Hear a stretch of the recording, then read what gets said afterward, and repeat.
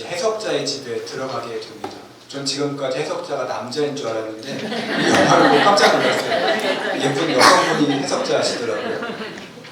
근데 이제 신앙의 여정을 걷는 크리스찬에게 7가지 중요한 가르침을 주는데 이 영화는 시간 관계상 2개만 이제 이야기한 것 같아요. 근데 책에 보면 이제 7가지를 이야기합니다. 먼저 그림 하나를 보여주는데 한 사람의 초상화입니다. 그 초상화에 있는 사람은 눈을 들어 하늘을 바라보고 손에는 성경을 들고 있어요. 또 입술에는 진리의 법이 새겨져 있습니다. 그리고 머리에는 면류관을 쓰고 있어요. 이 사람이 누굴까요? 예수 그리스도죠. 근데 왜 해석자는 이 초상화를 크리스찬에게 보여줬을까? 이 책의 목적이 있는데 초상화가 있는 방 밑에 나와 있는 글, 가장 먼저라고 나온 글 함께 읽겠습니다. 시작. 가장 먼저 그림을 보여준 건 이분이야말로 자네가 가려는 곳을 다스리는 주님께서 명하신 유일한 안내자이기 때문일세. 그러니까 이 초상화에 나와 있는 사람은 영적 리더, 영적 목자를 의미합니다. 그러면서 해석자는 이 그림을 마음에 새겨라 라고 이야기해요. 왜 마음에 새기라고 하는가? 왜냐하면 유혹을 받거나 미혹을 받을 때 이 그림을 기억하면 넘어지지 않기 때문입니다. 그러니까 여러분, 우린 연약하기 때문에 넘어질 수 있잖아요. 아담과 하와가 선악과를 먹은 것을 뭐라고 할 사람은 없습니다. 롯의 아내가 뒤돌아 한번 보고 우리가 뭐라고 정죄할 수 없는 거예요. 우리가 그 세속현자가 크리스찬을 넘어뜨린 것 보고 뭐라 할 수 없는 거예요. 왜냐하면 우리는 더 연약한 존재이기 때문입니다. 그래서 우리가 해야 될 것이 있는데 그게 무엇인가? 예수 그리스도를 항상 기억하는 겁니다. 예수님의 모습을, 예수님의 말씀을 우리 안에 새기는 거예요. 그때 유혹을 받을지라도 넘어지지 않고 순례의 길을 계속 걸어갈 수 있다는 겁니다. 그런데 우리가 필그림하우스에 가면 예수님과 다르게 생긴 인물의 초상화를 볼 수 있습니다. 그 초상화에는 어떤 외국인이 그려져 있는데 그 사람은 자신을 양육한 존 기포드 목사님이라고 해요. 그러니까 존 본연의 영적 멘토인 목사님의 얼굴을 이렇게 투사시킨 거예요. 그러니까 영적 목자는 예수님을 의미하기도 하지만 신앙생활에 도움을 주는 영적 멘토를 의미하기도 한다는 겁니다. 예수님이 나의 목자이시기도 하지만 이 세상에서 내가 지치고 넘어져 있을 때 기도해 주시고 조언해 주시고 신앙의 길로 인도해 준 목사님도 나의 영적 리더다 라고 생각을 한 겁니다. 그래서 해석자의 집도 실제로는 존 기포드 목사님의 목양관과 비슷한 생각을 가지고 이제 글을 썼다고 말을 합니다. 그리고 해석자는 다른 방에 데려가는데 툭 터진 응접실에 데려가요. 먼지가 많이 쌓여져 있는 방에 가는데 거기 가니까 일꾼이 청소를 하는 거예요. 여러분, 먼지가 많은 곳에 빗질을 하면 어떻게 될까요? 먼지가 막 날리겠죠. 그래서 이렇게 먼지가 많았구나 라는 것을 깨닫게 됩니다. 그러자 해석자가 한 여자에게 명령해요. 물을 가져다가 온 방에 뿌려라. 먼지가 날리고 있는 방에 물을 뿌리면 어떻게 될까요? 그 먼지가 가라앉게 되죠. 해석자는 여기서 보여주고 싶은 게 무엇일까요?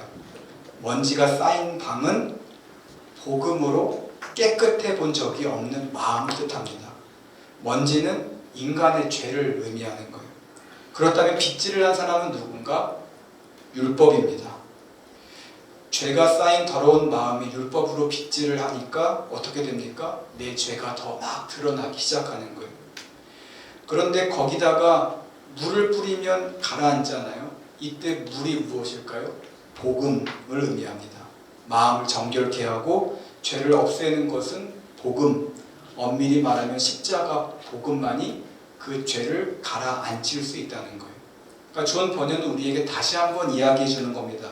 율법의 기능과 한계를 이야기하는 거예요. 우리가 붙들어야 할 것은 율법이 아니라 예수 그리스도의 복음임을 강조하는 겁니다. 이번에 해석자가 정욕과 인내가 있는 방에 데려갔는데 저희가 아까 영화에서 봤을 때 그 아이 2명이 나왔잖아요. 형제가 의자에 앉아 있는데 첫째는 정욕이고 둘째는 인내예요. 근데 형 정욕을 보니까 얼굴이 이렇게 좀 심통맞은 거예요. 그래서 왜 그러냐라고 물었더니 두 아이의 부모가 내년에 내가 멋진 걸 사줄게 라고 약속을 했대요. 그때까지 기다리라고 한 거예요. 그러자 형 정욕은 뭔가 화가 난 겁니다. 그리고 동생 인내는 얼굴이 그래도 괜찮은 거예요. 근데 갑자기 어느 날 남자가 보물을 가져오더니 정욕 앞에 두었습니다. 정욕은 이것을 보면서 너무 좋아한 거예요. 그런데 시간이 얼마 지나지 않아 이 모든 것이 사라지게 됩니다. 여러분, 이것이 무엇을 의미할까요? 정욕은 세상에 속한 사람을 의미합니다. 그래서 세상에 집중하는 거예요. 내 손에 있는 것, 내 눈에 보이는 것을 바라보는 사람이 정욕입니다. 그리고 그것들을 다 탕진해버리는 사람이죠. 그러니까 다르게 말하면 썩어질 것에 목숨 걸고 바라보는 사람, 세상의 즐거움에 가치를 두는 사람, 성경 비유로 이야기하면 탕자와 같은 사람이 정욕이라는 거예요. 그렇다면 인내는 어떤 사람인가? 인내는 장차 다가올 나라를 바라보며 사는 사람입니다. 세상에 살아가지만 여기에 가치를 두지 않고 영원한 나라, 천국을 바라보며 사는 사람이 인내라는 거예요. 여기서 누리는 행복에 탐내는 사람이 아니라 보이지 않지만 영원한 것을 추구하는 사람이 인내라는 거예요. 여러분, 우리가 세상에 살아가지만 여기에서 가지고 살아야 할 것 중에 하나가 인내입니다. 인내는 훈련이 필요한 것 같아요. 그런데 오해하시면 안 됩니다. 버티는 것 자체가 우리의 목적은 아님을 기억해야 됩니다. 버티면서 한 가지 훈련을 더 해야 되는데 그 훈련은 무엇인가? 천국을 바라보는 훈련이에요. 보이지 않지만 여기서 당장 누릴 수 없지만 그곳을 믿음으로 바라볼 수 있는 훈련을 우리가 해야 된다는 거예요. 이게 바로 믿음입니다. 믿음이 없는 인내는 오기에 불과한 거예요. 믿음을 가지고 우리는 인내해야 한다는 겁니다. 그때 우리는 비로소 천국의 기쁨과 영광을 누릴 수 있다는 겁니다. 이번엔 해석자가 크리스찬을 벽난로가 있는 방으로 데려갑니다. 필그림 하우스에 가면 이 모습을 되게 잘 묘사했는데요. 어떤 사람이 벽난로에 불을 계속 끄려고 물을 붓고 있는 거예요. 근데 물을 둬도 벽난로 불이 안 꺼집니다. 이 방은 어떤 의미가 있을까요? 불길은 하나님이 이루시는 은혜를 이야기해요. 그렇다면 물을 붓는 사람은 누굴까요? 사탄 마귀예요. 그러니까 은혜의 불을 끄려고 사탄은 끊임없이 물을 붓는 거예요. 하지만 안 꺼집니다. 왜 안 꺼지지? 하고 뒤를 가서 봤더니 벽난로 뒤에 어느 사람이 기름을 계속 붓고 있는 거예요. 그 사람이 누굴까요? 예수 그리스도죠. 은혜의 불이 꺼지지 않도록 예수님은 계속 기름을 부어주시는 거예요. 이 모습을 보면서 해석자는 이렇게 말합니다. 마귀가 무슨 짓을 하든지 그리스도가 중심에서 벌이고 계신 은혜로운 역사는 갈수록 왕성해지는 법이지. 여러분, 사탄은 정말 끊임없이 우리를 공격합니다. 사탄의 속성 중에 하나는 성실함이에요. 하지만 은혜의 불은 꺼지지 않아요. 왜 꺼지지 않은가? 예수님이 우리와 함께 하시기 때문입니다. 내가 혼자인 것 같지만 절대 혼자가 아니라는 거예요. 뒤에 예수님이 계시고 예수님이 계속 불이 꺼지지 않도록 기름을 부어 주신다는 거예요. 복음성가의 가사처럼 나의 등 뒤에서 나를 도우시는 분이 예수님이라는 겁니다. 이야기를 마친 해석자는 크리스찬을 데리고 멋진 궁궐로 데려갑니다. 이 영화에는 막 나오지 않는 내용이 나오니까 이해가 어려우실 수 있는데 책을 보시면 이해가 잘 될 거고 제가 설명을 정말 잘했구나라는 것을 느끼게 됩니다. 멋진 궁궐로 안내하게 됩니다. 근데 그 멋진 성에 어느 누구도 들어갈 엄두를 내지 못하는 거예요. 왜냐하면 그 성에 군사들이 있기 때문이죠. 그 병사들과 싸워서 이겨야만 성 안에 들어갈 수 있는 시스템인 겁니다. 근데 어떤 사람이 도전을 해요. 내가 들어가겠다. 이름을 적고 병사들과 싸우는 거예요.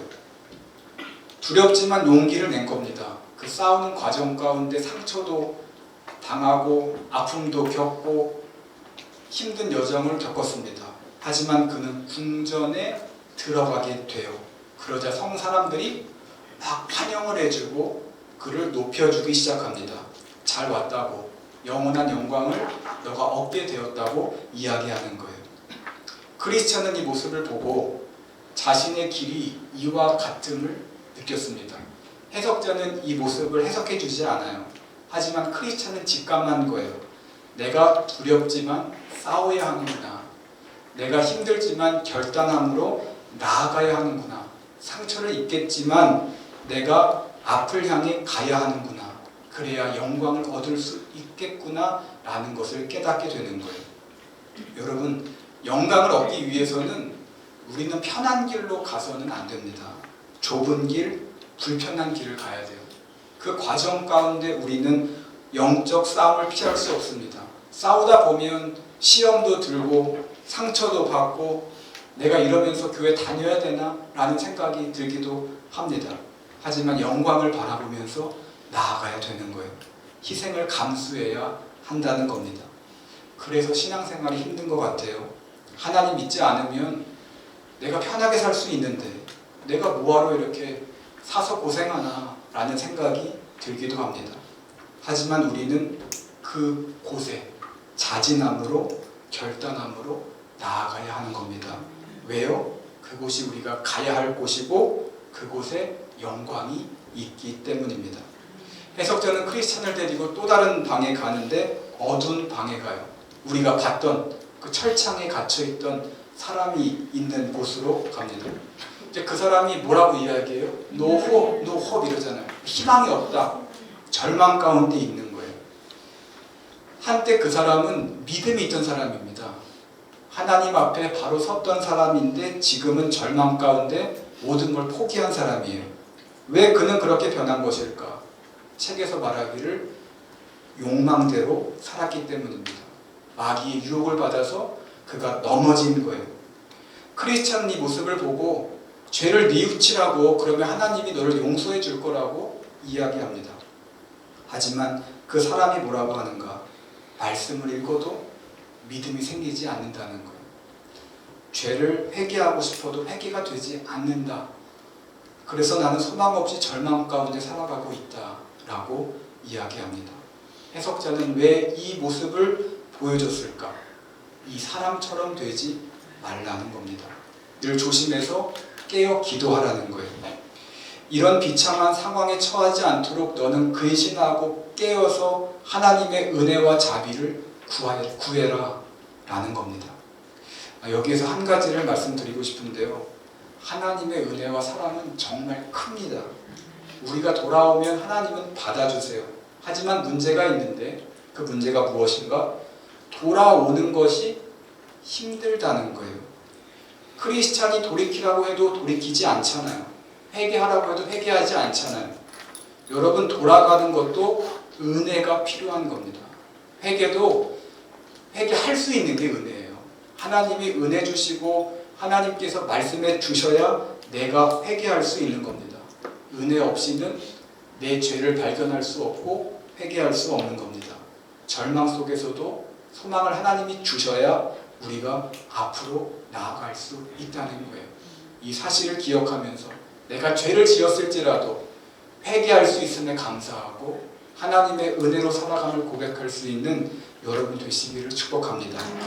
해석자는 이제 마지막으로 7째 방으로 가는데 거기 침실이에요. 그곳에 한 남자가 있는데 막 두려워 떨고 있는 거예요. 자다 깬 모습을 하고 있길래 왜 이렇게 두렵고 떨고 있냐라고 물었더니 악몽을 꾸었다고 이야기하는 거예요. 꿈을 꾸었는데 천둥 번개가 치는데 갑자기 하늘에서 한 사람이 내려오더래요. 예수님이 오신 거죠. 그리고 예수님이 죽은 자들아 심판의 자리로 나오라 라고 하니까 무덤에서 죽은 자들이 막 나왔다는 거예요. 이 모습을 보고 이 남자는 두려워 떤 거예요. 또 왜 떨었는가? 죄인들을 나누시는 겁니다. 알곡과 가라지로 구분하시는 거예요. 그래서 가라지들은 다 태워버리시는 거예요. 그때 그는 내 안에 있는 죄를 발견합니다. 아무리 생각해도 나는 알곡이 아닌 거예요. 나는 가라진 겁니다. 그래서 잠에서 깬 거예요. 이것은 무엇을 의미하는가? 심판의 때가 있다는 겁니다. 이단과 사이비들은 이걸 잘 신경을 쓰고 바라보는데 정작 정통파인 우리는 이걸 신경 쓰지 않아요. 심판의 때에 대해서 우리는 경각심을 가지고 살지 않을 때가 많습니다. 심판에 대해서 두려움을 가지고 사는 사람은 많지 않은 것 같아요. 우리는 소망을 품고 살아야 합니다. 하지만 동시에 두려움을 가지고 살아야 하는 거예요. 심판의 날 부끄럽지 않도록 두렵고 떨리는 마음으로 살아야 한다는 겁니다. 이것이 하나님을 경외하고 거룩한 삶을 산다는 거예요. 고린도후서 7장 1절은 이렇게 말합니다. 침실에 있는 밑에 있는 말씀 다 같이 읽겠습니다. 시작. 그런즉 사랑하는 자들아 이 약속을 가진 우리는 하나님을 두려워하는 가운데서 거룩함을 온전히 이루어 육과의 유행과 더러운 것에서 자신을 깨끗하게 하자. 약속이 있다고 끝이 아니에요. 약속이 이루어질 때까지 약속을 붙들되 두려움과 거룩함을 가지고 살아야 한다는 겁니다. 이제 해석자와 크리스찬은 헤어지게 되는데 마지막으로 해석자는 이 말을 합니다. 마지막 있는 글 다 같이 읽겠습니다. 시작. 새 예루살렘을 구하는 내내 이 모든 길을 명심해서 끊임없이 힘들었고 다른 한편으로 조심하고 자극하는 도구로 삼게나. 7가지의 장면을 기억하라는 거예요. 그래서 그것을 가지고 힘을 얻지만 동시에 조심하라는 겁니다. 그리고 해석자는 성령님이 당신과 함께하기를 축복하네 라고 하면서 헤어지게 돼요. 여러분, 내용을 제가 다 말씀드렸는데 이 책이 15장까지 되어 있거든요. 챕터 15까지 되어 있는데 지금 오늘 강의한 게 1과 2예요. 근데 영화에서 보면 영화가 1시간 50분짜리인데 지금 제가 말한 내용이 거의 절반입니다. 그러니까 오늘 챕터 1, 챕터 2밖에 안 했지만 이 내용이 진짜 중요하다는 거예요. 제가 많은 내용을 말씀드렸거든요. 그리고 신앙의 본질적인 내용들을 말씀드렸습니다. 오늘 잘 이해가 되지 않는다면 제가 이틀 뒤에 편집해서 올려드릴 텐데 보시면 좋을 것 같아요.